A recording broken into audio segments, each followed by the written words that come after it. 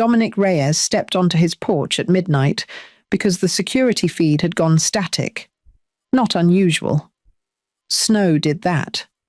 But Dominic hadn't survived 38 years, 15 of them running the most feared criminal empire in Harwick City, by assuming things were not unusual. So he stepped out himself, black coat, no weapon, because if someone had actually breached his estate perimeter, a weapon wouldn't matter anyway.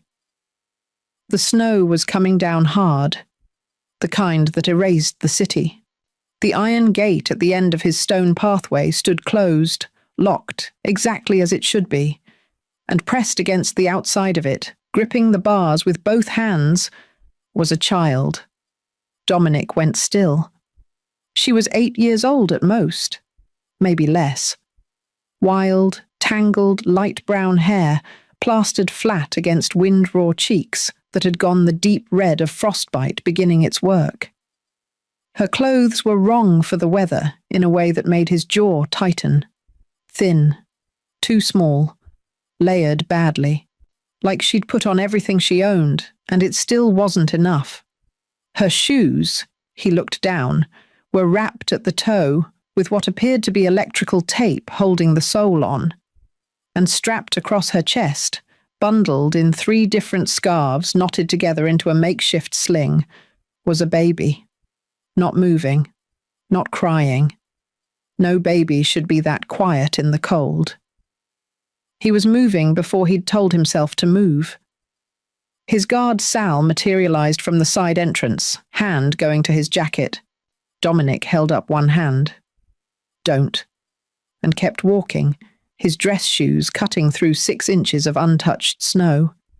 He reached the gate, crouched down, put himself at eye level with the girl through the iron bars. Her eyes found his face. He watched her take in his neck tattoos, the set of his jaw. The fact that every light in this estate burned at midnight because men who owed Dominic Reyes money didn't sleep, and neither did he. She did not step back. She looked at him the way very young children look at things that scare them when they have decided that being scared is no longer a luxury they can afford. "I just need work," she said. Her voice was almost gone. Scraped raw, the way voices get when someone has been crying for a long time and stopped because crying wasn't helping. "I can sweep. I can clean. I'm good at cleaning." A breath. "Please, sir. My sister hasn't eaten. She's really cold. Please." Then she sobbed. One single, a fractured sound, the kind that comes out when a child has been holding everything together for so long that one kind word, or even just one adult who didn't look away, is enough to break the seal. Her knees buckled. Dominic's hand was already through the gate bars, catching her by the arm before she hit the ground. "Sal." "Sir." "Open it." In 11 years, Sal had seen Dominic Reyes do things that reasonable men did not speak about afterward. He had never seen him move the way he moved in the next 4 seconds. Gate open, child gathered up, one large tattooed hand cradling the back of the baby's head through the scarf bundle with a gentleness that looked completely wrong on him and somehow wasn't wrong at all. Sal stood in the snow and stared. If you're watching this from anywhere in the world, drop your city in the comments. I want to see how far Addie's story travels. Hit subscribe, follow along, and stay with me until the very end. Because what Dominic finds out next, standing in the entrance hall of his estate with a half-frozen 8-year-old in his arms and a silent baby pressed against her chest, is going to change everything you think you know about this man. He carried them both inside. The girl weighed almost nothing. The baby weighed less. Dominic laid them on the floor near the hallway radiator, the closest heat source, and his hands moved the way hands move when the body understands an emergency before the brain has finished processing it. He pulled his own coat off, wrapped it around both of them, turned to the staircase. "Rosa?" Silence for 2 seconds. Then the sound of rapid footsteps from the upper floor, and Rosa, 62 years old, housekeeper. The only person in this building who had ever told Dominic Reyes he was wrong about something and lived to tell it, appeared at the top of the stairs in her robe, took one look at what was on the floor of the entrance hall, and came down those stairs faster than Dominic had seen her move in years. She didn't ask questions. She dropped to her knees beside the baby, unwrapped the scarf bundle with practiced hands, pressed 2 fingers to the infant's throat, and waited. Dominic watched her face. "Pulse," Rosa said. "Weak. Get Dr. Hale here now. Not in an hour. Now." Dominic already had his phone out. Rosa looked at the girl, who was watching her with those ancient, terrified eyes. "What's your name, sweetheart?" "Addie." A pause. "Addie Voss. She's Nora. She's 4 months. Please, is she—" "Nora is breathing," Rosa said, and her voice had the specific quality of a woman who understood that the truth, delivered calmly, was the most merciful thing available. "She is cold, and she needs warming. I know what to do. Can you let me hold her?" Addie's arms tightened around the bundle for 1 second, the instinct of a child who had been the only protection this baby had for God knows how long. And then, slowly, she let go. Rosa took the baby, stood, and turned to Dominic. "Blankets. The ones from the cedar chest, not the linen closet. And heat the kettle. And Dom—" she used his name the way only she did. "Those feet." He looked down. Addie's shoes. The tape-wrapped, falling apart shoes. He crouched down beside her, and as gently as something like him could manage, pulled them off. He'd seen a lot of things. He'd done some of them himself. He was not prepared for what was underneath. The blisters, the cracked skin, the deep red-purple of cold damage working its way through the soles of her feet, the kind that came not from one bad night, but from days of walking in shoes that weren't doing their job. "How long have you been out there?" he asked. He kept his voice level. He was very focused on keeping his voice level. "Since this morning," Addie said. "This morning." "Yes, sir." "Where did you walk from?" She told him the name of a neighborhood on the east side of Harwick, 12 miles from his estate, on foot, in December, with a 4-month-old strapped to her chest in knotted scarves. Dominic stood, turned away, walked to the far end of the entrance hall, and stood there for a moment with his back to the room, hands loose at his sides, looking at the wall. Sal, who had followed them inside, watched his employer from a careful distance and said nothing. He had learned, over 11 years, to read the particular quality of Dominic's stillness. This one was not cold. It was not calculating. This one was a man trying very hard not to show a child how furious he was on her behalf. Dominic turned back around, crouched down again, looked at Addie directly.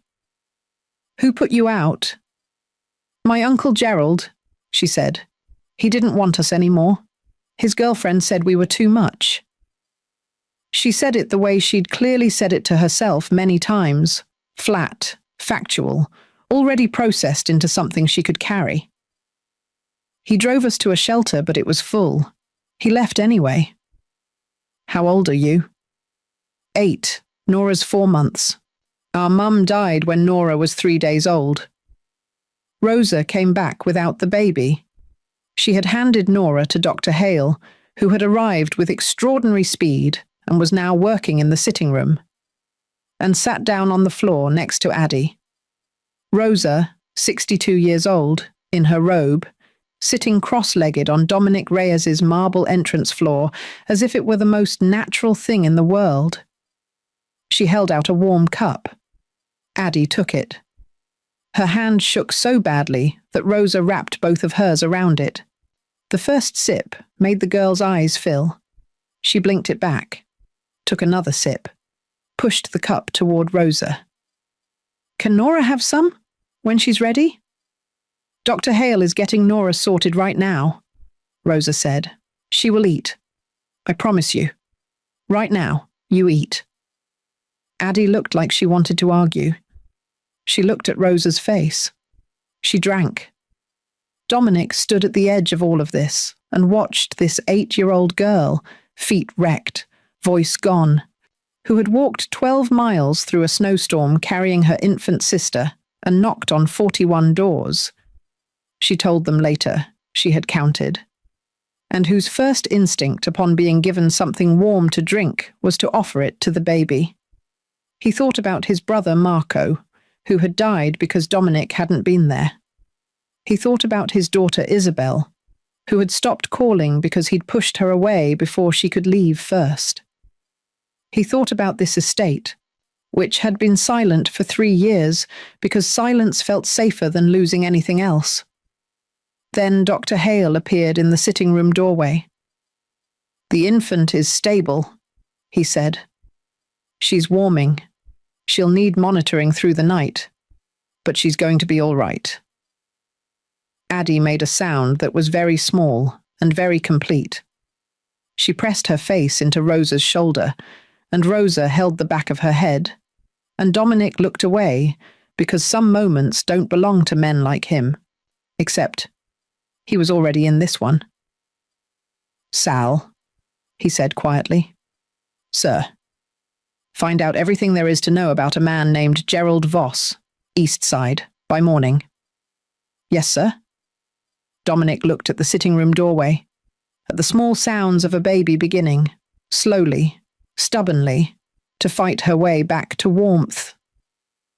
He looked at the girl on his floor who had asked for work, because asking for help was something no one had ever taught her she was allowed to do. "Rosa," he said. "She'll already know," she said, without looking up. "I'll get the room ready." The most feared man in Harwick didn't open his door that night. He opened his gate.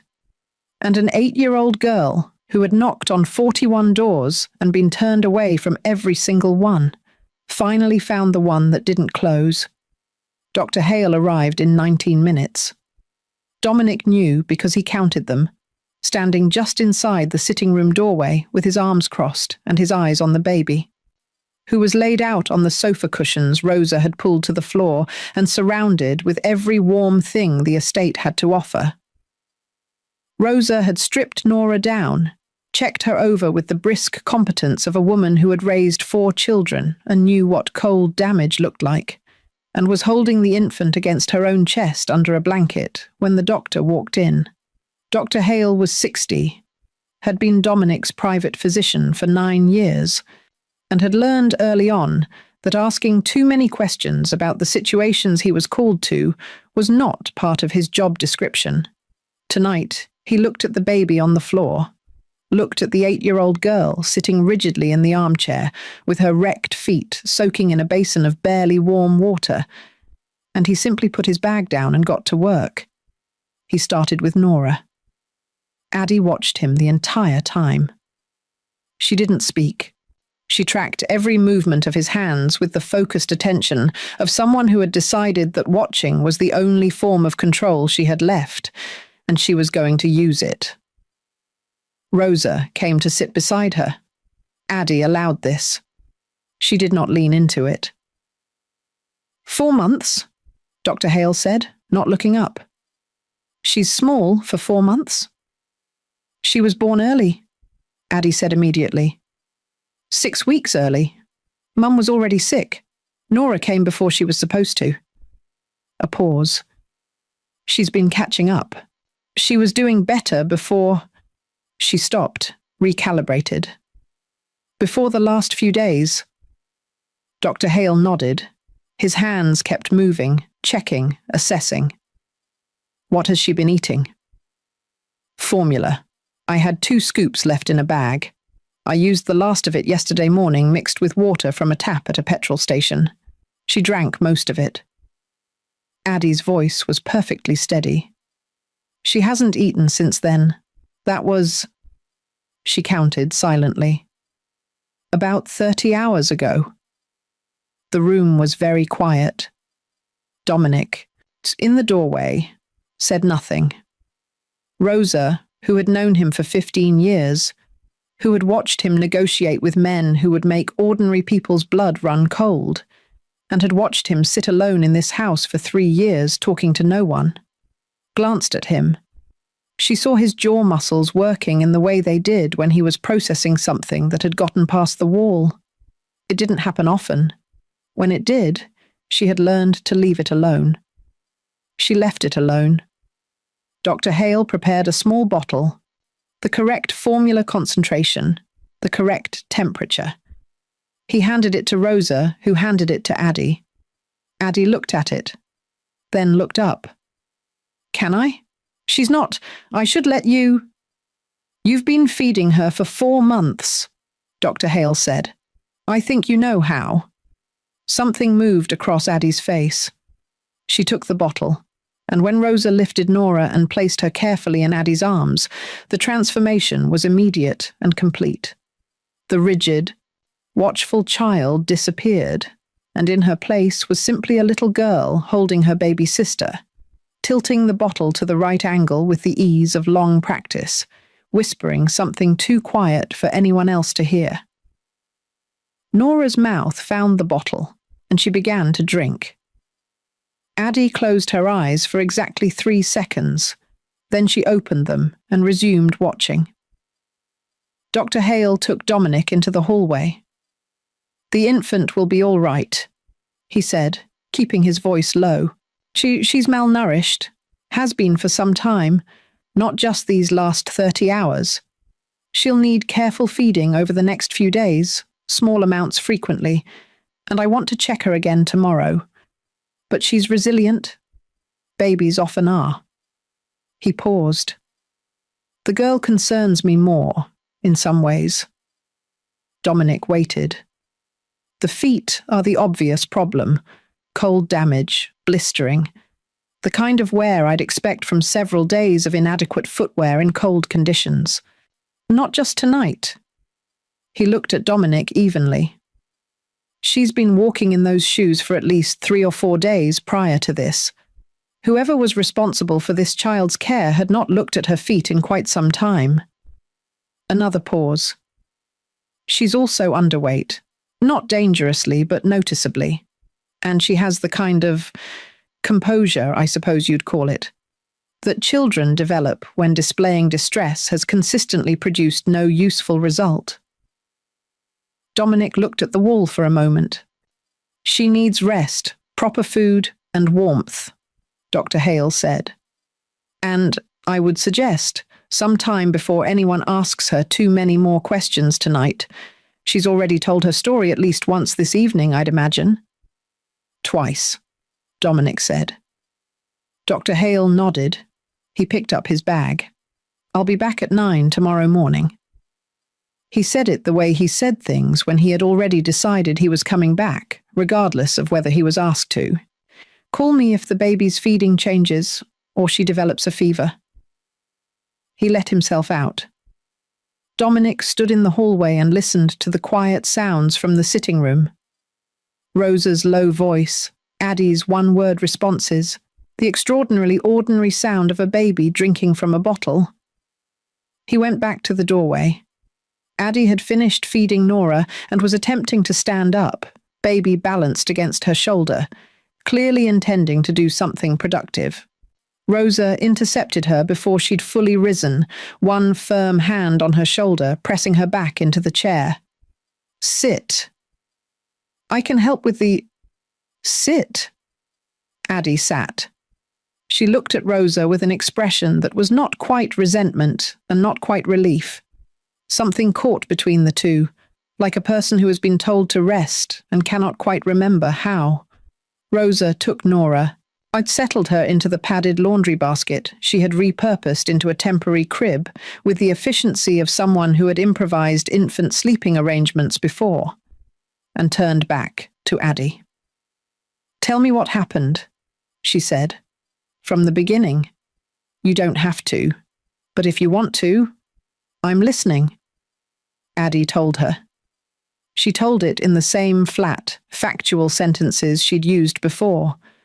The way, Dominic had noticed, that children speak about things that happen to them when they've already spent a long time alone with the facts and have organized them into something they can carry. Their mother Claire had been sick for most of Nora's pregnancy. She'd died when Nora was 3 days old. Their father had left when Addie was 3. She had no memory of him that she trusted. Their Uncle Gerald was their mother's brother. He'd taken them in because there was no one else, and Addie had understood, even at 8, that he was doing them a favor he hadn't wanted to do. His girlfriend Paula had made her feelings known in the small, consistent ways that people make feelings known when they don't want to be held accountable for them. Food left for Addie that was less than what Paula served herself. A bedroom door that was always being slightly in the way, the specific tone of voice reserved for things that were inconvenient. Then Nora had cried through 3 consecutive nights. Colic. Addie had figured out from a pamphlet she'd found at the health clinic, and Paula had told Gerald that this was not what she'd signed up for, and that was that. Gerald had driven them to a shelter on a Tuesday. The shelter was at capacity. He'd sat in the car while Addie stood at the front desk with Nora and heard the word, full. She'd gone back to the car. He'd looked straight ahead through the windscreen and said he was sorry, and then he'd driven away. Addie had stood outside the shelter for 20 minutes before she'd accepted that he wasn't coming back. Then she'd started walking. She'd knocked on 41 doors across 3 different neighborhoods over the course of the day. She'd counted because counting made her feel less like she was simply wandering and more like she was executing a plan. Most people hadn't answered. 4 had opened the door, looked at her, and closed it again without speaking. 2 had offered her food, which she'd taken, but no work. 1 woman had called after her to wait, and then never reappeared. She'd seen the lights of Dominic's estate from 2 blocks away. The gate had seemed forbidding in the way that gates belonging to important people always were. But important people had money, and money meant houses, and houses needed cleaning. So she'd knocked. When Addie finished, she folded her hands in her lap and looked at Rosa, and waited. The way someone waits, who has learned that reactions to their story vary, and has decided to simply let the reaction happen. Rosa was quiet for a moment. Then she said, "You did everything right." Addie blinked. This was apparently not a reaction she'd anticipated. Keeping Nora warm, feeding her with what you had, walking until you found a door. You did everything right. Rosa's voice was matter of fact, not gushing, not performing kindness, just stating it, the way facts are stated. You're a very good sister. Addie looked at the basket where Nora slept. She goes first, she said quietly. That's just how it is. In the hallway, Dominic turned away. He walked to the far end of the corridor, stopped, and stood with his back to the sitting room and his hands loose at his sides, looking at nothing. After a moment, he took out his phone. Sal. Sir. Gerald Voss, East Harwick. I want his address, his workplace, his girlfriend's name, and his financial situation. Everything. By 6 a.m. Already started, sir. Dominic put the phone away. He found Rosa in the kitchen 20 minutes later, heating milk she had no stated purpose for. She looked at him when he came in and said nothing, which was her way of asking. They'll stay, he said, a few days, until something proper can be arranged for them. Rosa stirred the milk. Something proper, she repeated. A placement. Someone qualified. There are systems for this. There are, Rosa said. She did not look at him. The same systems that left an 8-year-old walking across the city in December with a 4-month-old in a scarf. Dominic said nothing. Rosa poured the milk into a cup, set it on the counter, and looked at him directly. "A few days," she said. "Of course." She picked up the cup and walked back toward the sitting room. She had heard a few days before. She said nothing else about it. He should have gone to bed, but he had 3 meetings before noon tomorrow, and a situation in the south of the city that required his attention and had required it for 4 days. He was aware of all of this. Instead, at 1:30 in the morning, he stood in the hallway outside the small guest room Rosa had prepared. Clean sheets, extra blankets, the lamp on its lowest setting, and watched through the cracked open door. Addie was not in the bed. Rosa had turned it down, shown her the room, left her to settle. What Addie had done instead was find the small broom in the corner of the kitchen, sweep the kitchen floor, wipe down the counters with a cloth she'd located under the sink, fold the blanket she'd used in the sitting room into a precise rectangle, and place it back on the chair. Then she'd carried Nora's basket into the guest room, positioned it beside the bed, and moved the bed 3 inches to the right so she could reach over the side and touch the edge of the basket without getting up. Then she'd sat down in the chair in the corner, not on the bed, in the chair, upright. One hand resting on the rim of the basket where Nora slept. She was asleep now, head tipped slightly to the side, the lines of vigilance finally, temporarily, released from her small face. She looked, in sleep, exactly as old as she was. 8. A child who should have had nothing more pressing to worry about than school and what was for dinner and small ordinary things. Her hand was still on the edge of Nora's basket, even in sleep. Dominic stood in the hallway and looked at this for a long time. There was a word for what Addie had experienced, for the gap she had fallen into, the place between a formal system that hadn't reached her and a relative who had technically fulfilled an obligation and then walked away. Kinship care, the lawyers called it, a category that sounded like safety and frequently wasn't, because the law could compel a relative to take a child, but it could not compel them to want her, could not compel them to check her feet, could not compel them to stay in the car park of a full shelter until a solution was found. The system had a name for Addie's situation. It did not have a plan. Dominic turned off the hallway light and walked back to his study. He did not sleep for a long time. 14 days passed.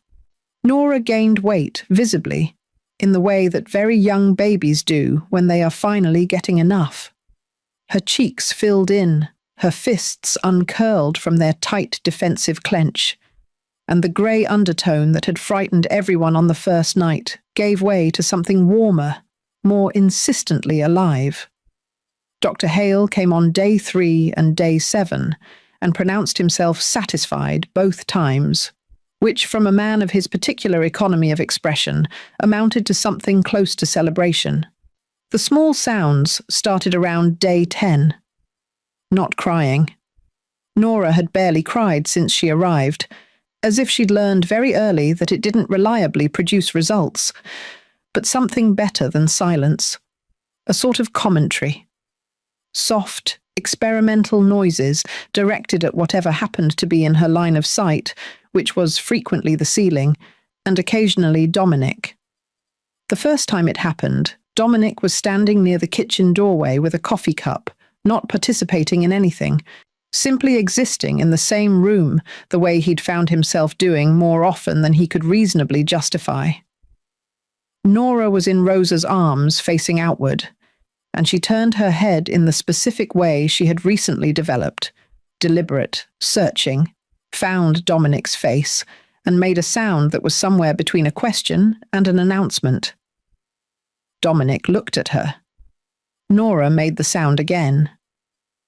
"She likes your voice," Rosa said, not looking up from the vegetable she was chopping one-handed. "You should talk to her." "About what?" anything. She doesn't understand the words yet. She understands the sound. Dominic looked at the baby for another moment. Then he looked back at his coffee. I have a 9 o'clock call. Rosa said nothing. She had a particular quality of silence that communicated volumes. He talked to Nora briefly before the 9 o'clock call. Factual things, about nothing in particular. He felt slightly ridiculous. Nora appeared fascinated. He found, to his considerable irritation, that this was not an unpleasant way to spend 4 minutes. Addie, meanwhile, had integrated herself into the estate with a methodical practicality that Rosa described to Dr. Hale on his second visit as both impressive and heartbreaking in equal measure. She learned the schedule within the first 3 days, when Dominic's meetings happened, which rooms were in use and when Rosa needed the kitchen clear, when deliveries came.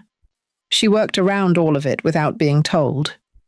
She helped Rosa with the cooking in the mornings, setting out the correct things before Rosa asked for them, washing up without prompting, keeping her corner of whatever space she occupied in a state of precise neatness that spoke of a child who had learned very early that taking up too much room in other people's lives had consequences. She did not ask for things. This was what broke Rosa's heart. In the quiet way hearts break when there is no dramatic moment to point to, only an accumulation of small observations. Other children asked. It was natural and right that they should. Addie offered. Constantly, fluently, without apparent awareness that there was anything unusual about it. Could she carry that? Could she help with this? She'd noticed the window in the back hallway was stiff. She thought if you lifted it slightly before you pushed, it moved more easily. She'd been doing it that way for a week. Was that all right?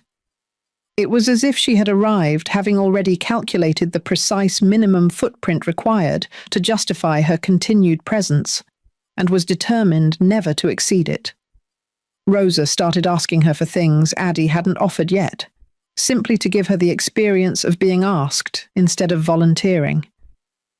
Addie responded to this with transparent relief that Rosa did not draw attention to. Dominic noticed all of it. He said nothing. But he noticed. The bookshelf happened on a Wednesday morning, 12 days in. Dominic came downstairs earlier than usual due to a call that had ended abruptly and a subsequent inability to return to sleep that he declined to examine too closely. He went to his study for his notes, opened the door, and stopped. The bookshelf, a substantial floor-to-ceiling affair that had operated on a system comprehensible only to him, which was to say no system at all, was reorganized. Completely. Every book in place, spines aligned, the whole thing running A through Z by author last name with the precision of someone who had taken the project seriously. He stood in the doorway for a moment. Addie appeared at the end of the hallway with a dust cloth, saw his expression, and stopped walking. "Did I say you could go in there?" he said. She looked at him steadily. This was a thing about Addie. She did not look away when she'd done something she thought might have consequences. She met it directly, as if she'd calculated that facing things head-on was less costly in the long run than flinching. "No," she said. "Do you want me to put it back?" A pause. He looked at the shelf again. He had, in fact, been unable to find a specific book for 3 weeks. It was now immediately visible. Third shelf, authors beginning with H. "No," he said. Addie nodded and went back to dusting the hallway skirting boards. Dominic stood in his study doorway for another moment. He then went inside and found his notes and his missing book simultaneously, which had not been possible before Wednesday. He didn't mention it at breakfast. But that afternoon, he left his study door open, and he did not close it when Addie passed. Rex came on a Thursday. Rex was Dominic's longest-serving lieutenant, sharp, pragmatic, and possessed of the specific kind of loyalty that was really just well-managed self-interest, which Dominic had always considered the most reliable kind. He sat across from Dominic in the study, waited until the door was fully closed, and then said what he'd come to say. Having a child in the estate was a liability. Having 2 children was worse. It created a visible soft spot in a man whose entire operational security rested on the perception that he had none. People would talk. They were already talking. And men who looked for leverage would notice. Dominic let him finish. "Then handle the enemies," he said. Rex looked at him for a moment.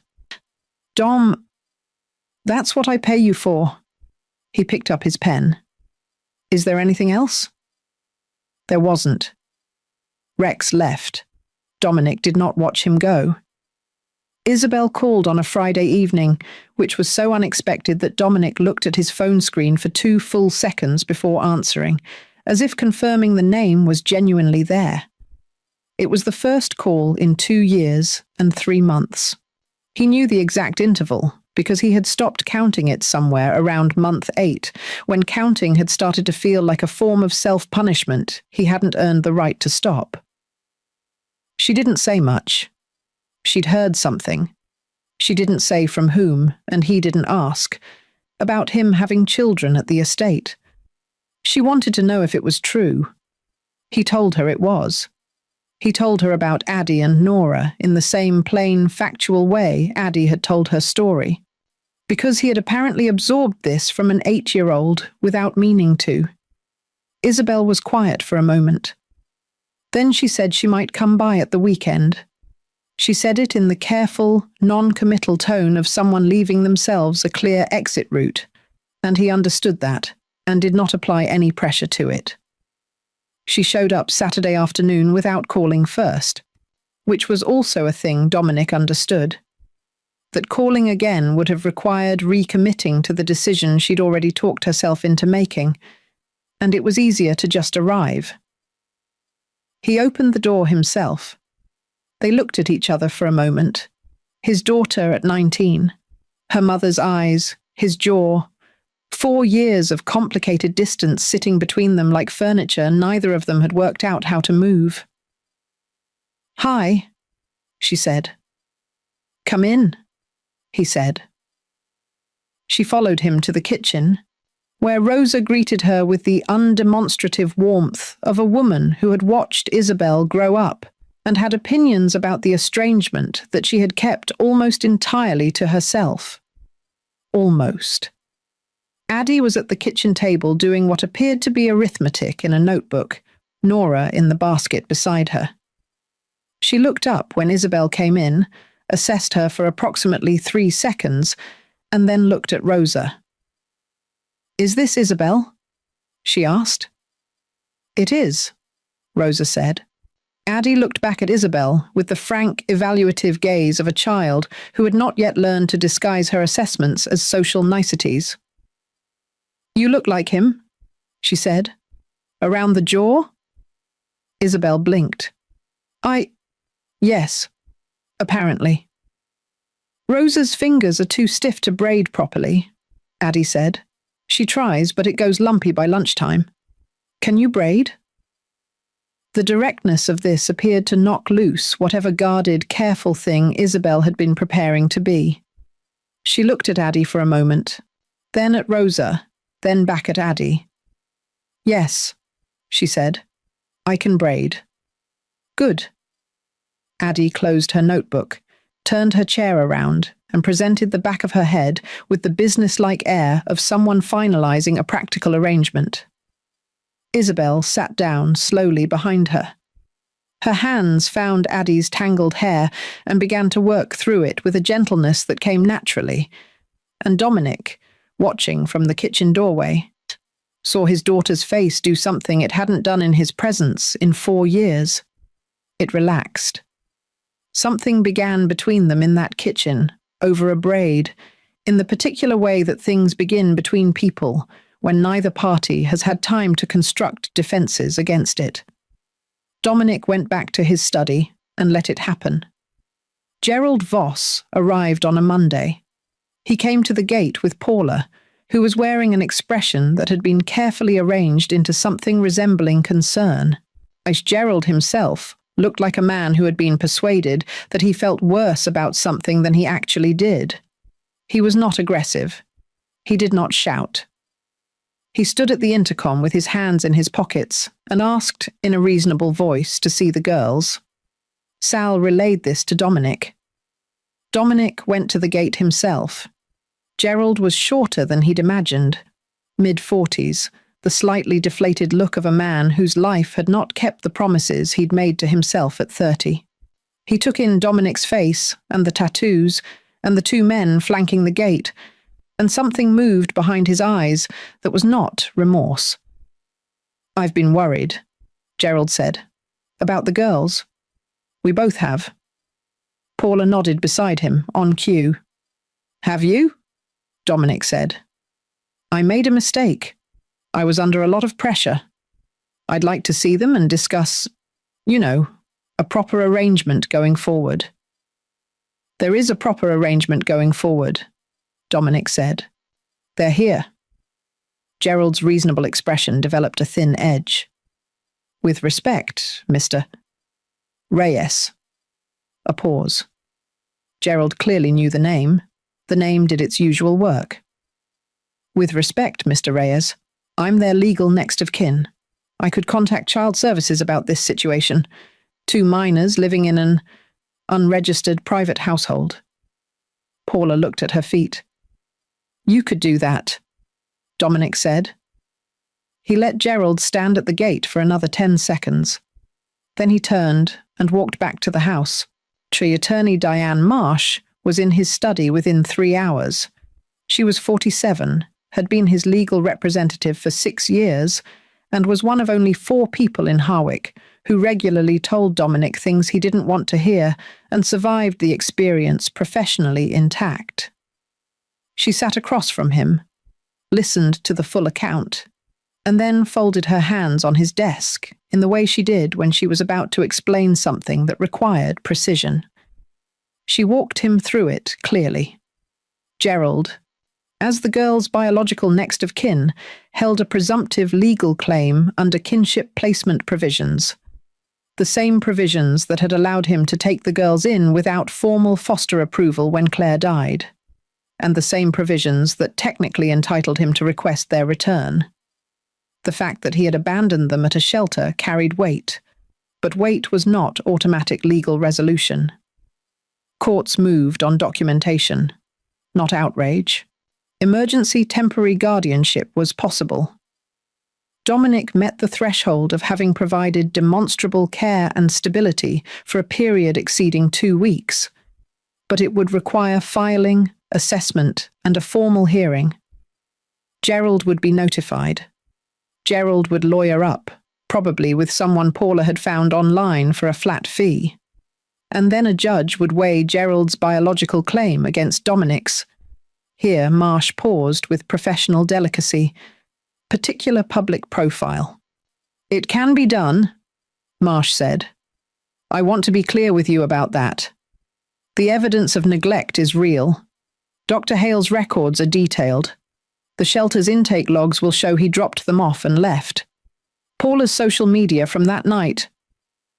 She allowed herself a brief expression that was almost a smile. "Is not helpful to Gerald's case.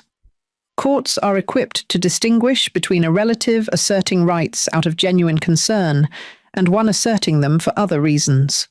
What they need is documentation of the latter and demonstration of the former from your side." "File it," Dominic said. "Tonight." Marsh nodded and reached for her briefcase. Addie found him in his study that evening. He heard the soft knock and said, "Come in," expecting Rosa. The door opened, and Addie stood in the frame, still in her day clothes, socks on the newly healed feet that Dr. Hale had declared recovering well. She had the expression she wore when she had thought something through and arrived at a conclusion and wanted to verify it against available information. She walked to his desk and stood in front of it. "The man at the gate was Uncle Gerald," she said. "Yes." "He doesn't want us." She said it without bitterness, the way she said most things, as a fact that had been processed and filed. "He wants to not look bad. Paula probably told him it looks bad." Dominic said nothing. "Are you going to make us go back?" He looked at her. 8 years old, hands folded in front of her, meeting his eyes across a desk that powerful men had sat across and looked away from. Asking him the only question that mattered to her with the directness of someone who had decided that knowing a hard truth was better than being protected from it. "No," he said. The word came out before he had decided to say it. It arrived fully formed, without calculation, without the usual half-second of assessment that preceded every commitment he made. He heard it in the room and understood that he meant it completely. Addie nodded once.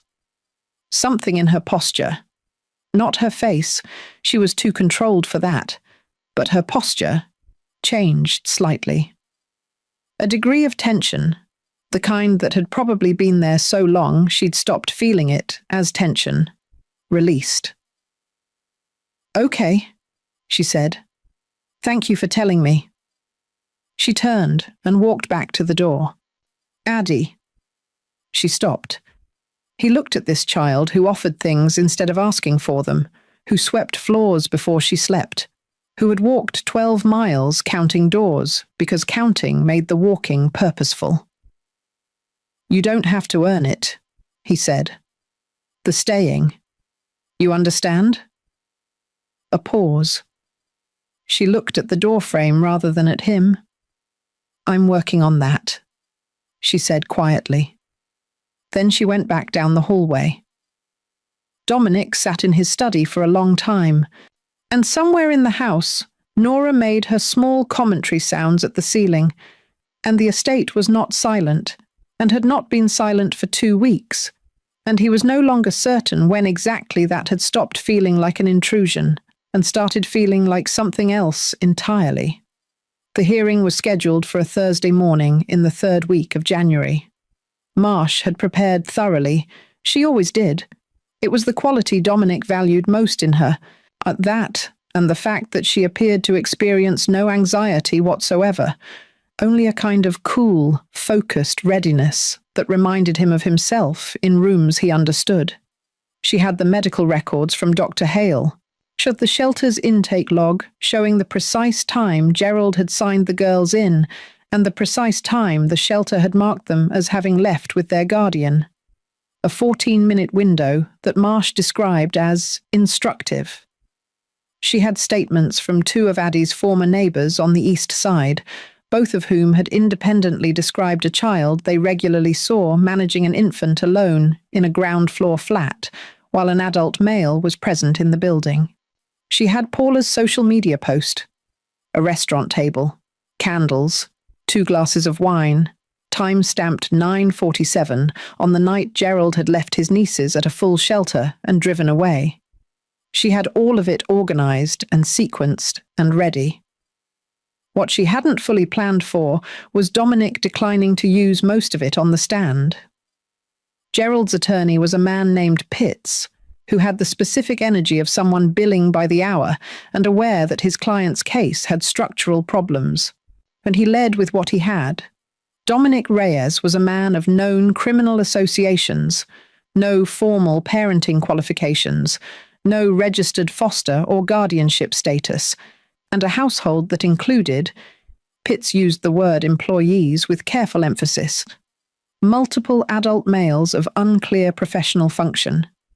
He was not, Pitts argued, a suitable permanent guardian for 2 vulnerable minors, regardless of whatever temporary care he had provided. He said it well.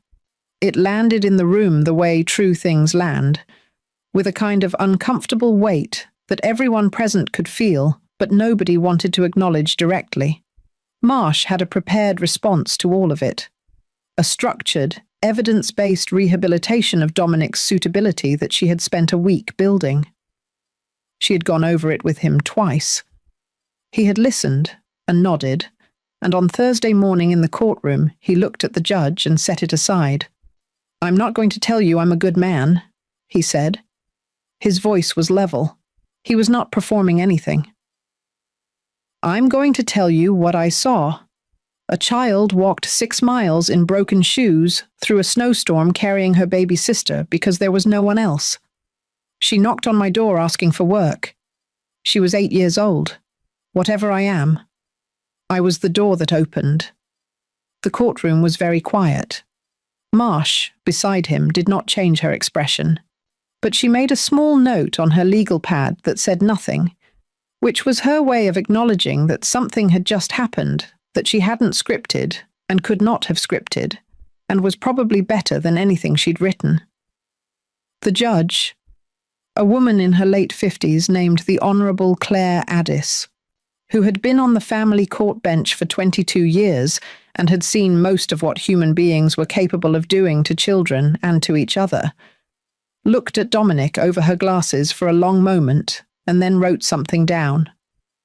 Dr. Hale testified with the precision of a man who dealt in facts and understood that facts, properly sequenced, told their own story without embellishment.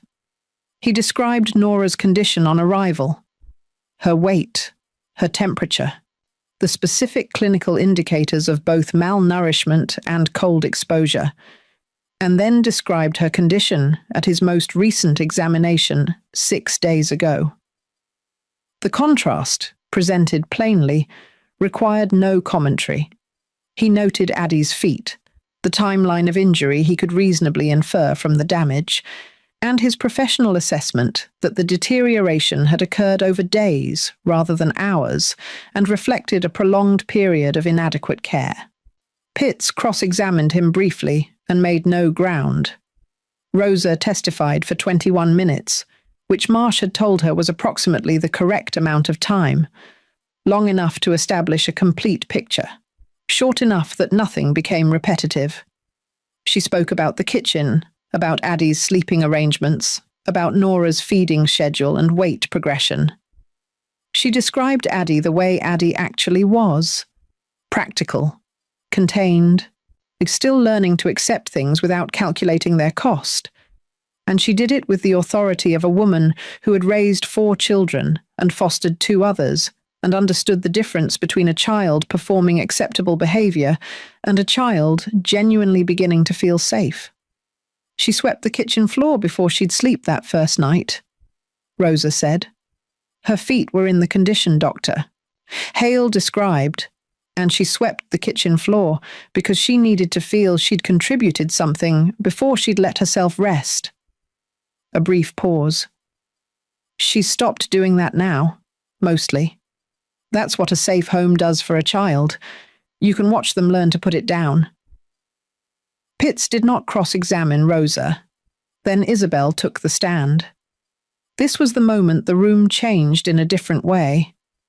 Not the quiet of Dominic's statement, which had been the quiet of something unexpectedly true, but the particular attentiveness of a courtroom that has just realized it is watching something it didn't anticipate. Gerald's attorney clearly hadn't anticipated Isabel. His expression when Marsh called her name did the brief, involuntary work of recalculation. Isabel was 19, in her second year of university, and she sat in the witness chair with a composure that was her father's in the bone structure, and entirely her own in its quality. Earned, not performed, but the composure of someone who had sat with complicated things and not looked away from them. She was honest. That was the word for it. Not strategic, not coached into a particular narrative. Honest. "My father and I have a complicated history," she said. "I'm not here to pretend otherwise.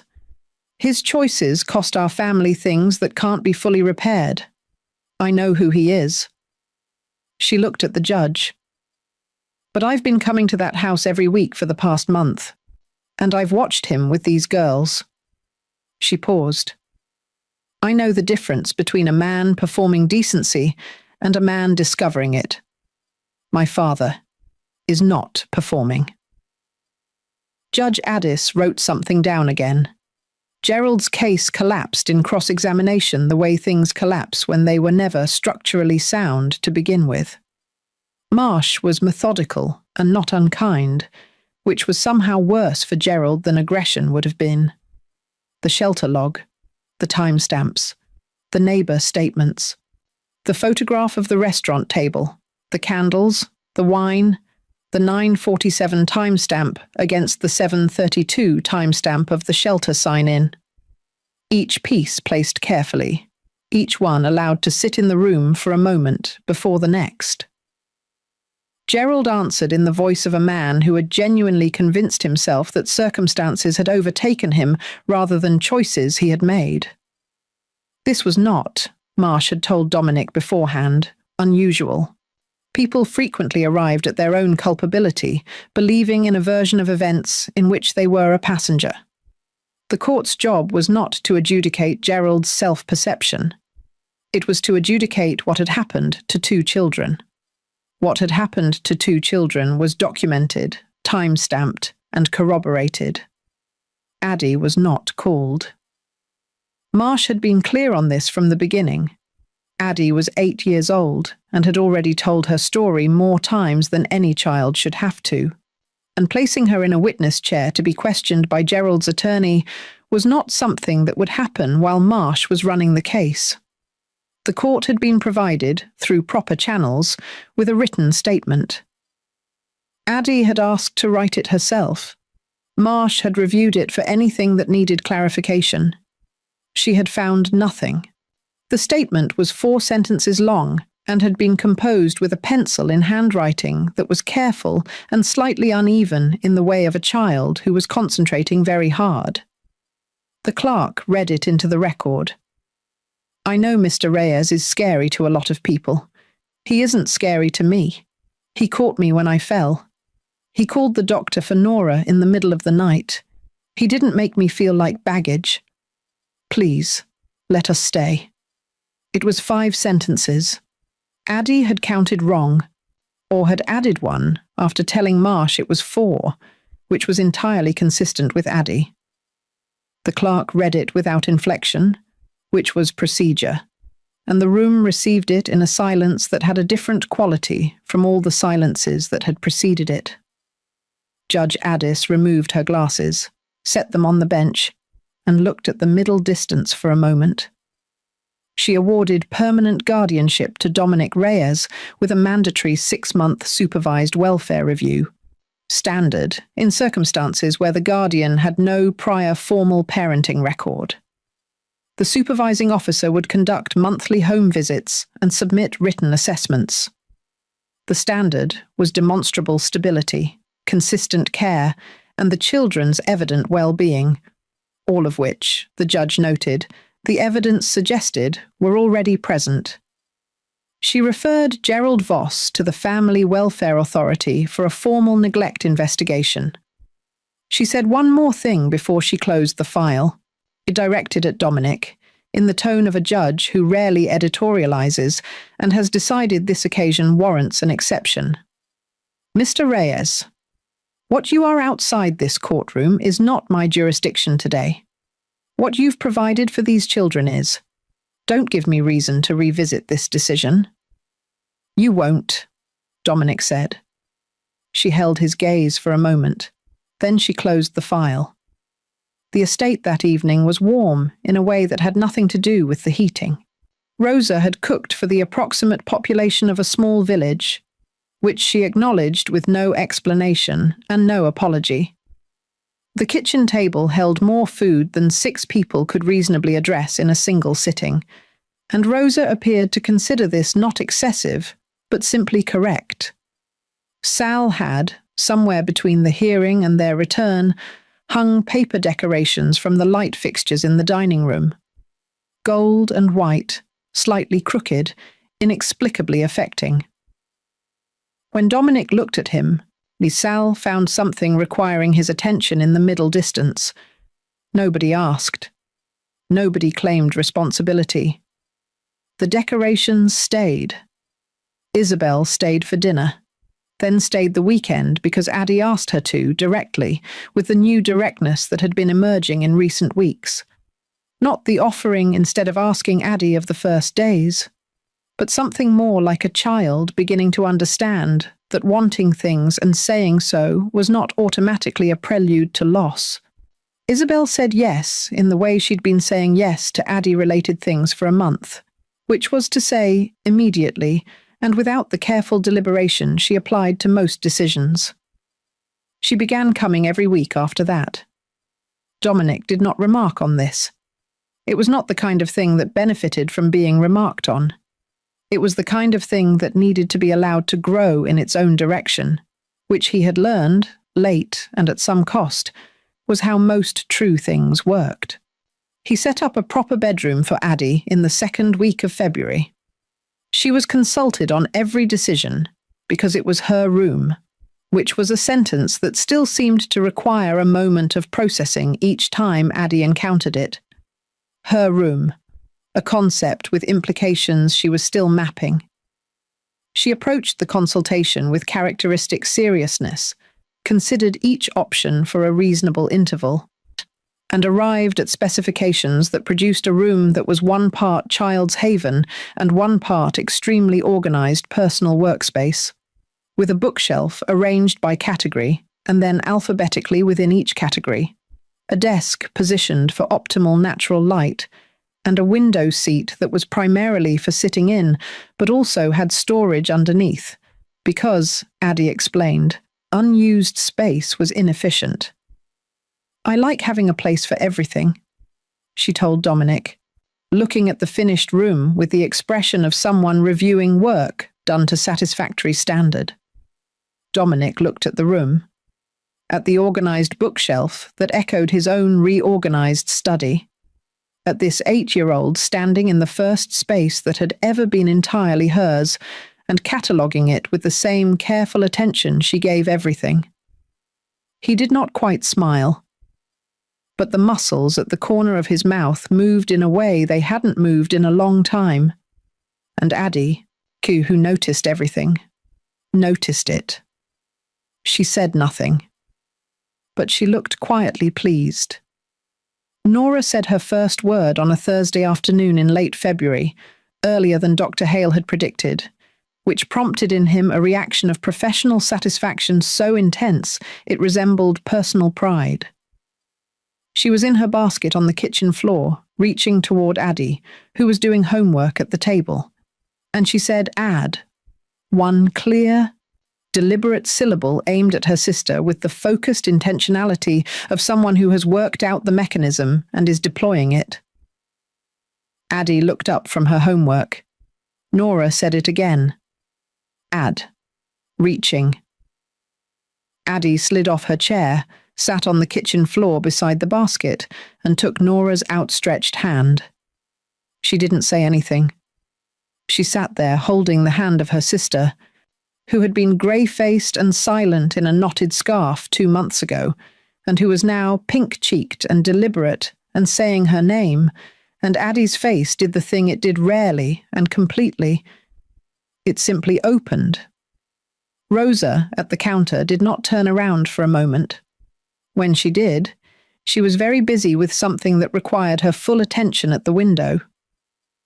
Dominic heard about it second-hand that evening, from Rosa, who reported it with her characteristic restraint and only slightly bright eyes. He sat with it for a while afterward. "Add," first word. A baby choosing her first word the way people choose the most important thing. It was a Sunday morning in March when Addie found him on the porch. He was drinking coffee, early, watching the city do the thing it did on Sunday mornings. Slow itself down. Remember that it was capable of something other than speed. The snow was gone. The steps where she had stood 4 months ago in tape-wrapped shoes were dry stone in pale winter light. Addie came out in socks and a jumper 3 sizes too large that had been Isabel's, climbed up onto the step beside him and looked out at the city. She was approximately shoulder height at this elevation, which she had clearly calculated before choosing the step. "I still want to help out," she said. "I'm not a freeloader." "I know," he said. "Rosa said I can learn to cook properly. Not just basics." "Rosa knows what she's doing?" A pause. The city did its Sunday morning thing. Somewhere down the street, a dog was conducting an opinion about something. "Are we a family?" Addie asked. Not sad, not anxious. Just asking, the way she asked things when she wanted accurate information and had decided she was ready for the answer.